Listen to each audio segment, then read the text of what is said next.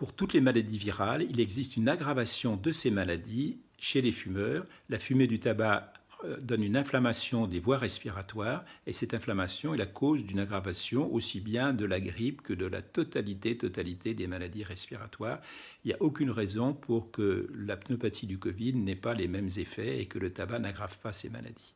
Mais à côté de cet effet inflammatoire général, il y a peut-être, je dis bien peut-être, on n'en est pas du tout sûr, un effet protecteur sur le développement de la maladie, puisque les récepteurs nicotiniques pourraient empêcher, inhiber la progression de l'inflammation dans la cellule spécifiquement induite par le Covid, et donc d'un côté avoir un effet désastreux, de l'autre côté un effet bénéfique, et que l'équilibre de ces deux effets n'est pas bien connu.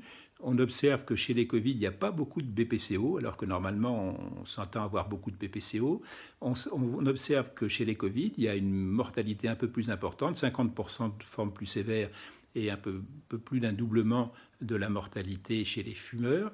Mais on ne sait pas si c'est des fumeurs qui continuent à fumer pendant toute la période où ils étaient hospitalisés, ou des fumeurs qui étaient substitués pendant cette période, ou des fumeurs chez qui on avait arrêté brutalement la nicotine, qui peut avoir des effets différents. Donc là encore, un champ d'exploration tout à fait inconnu.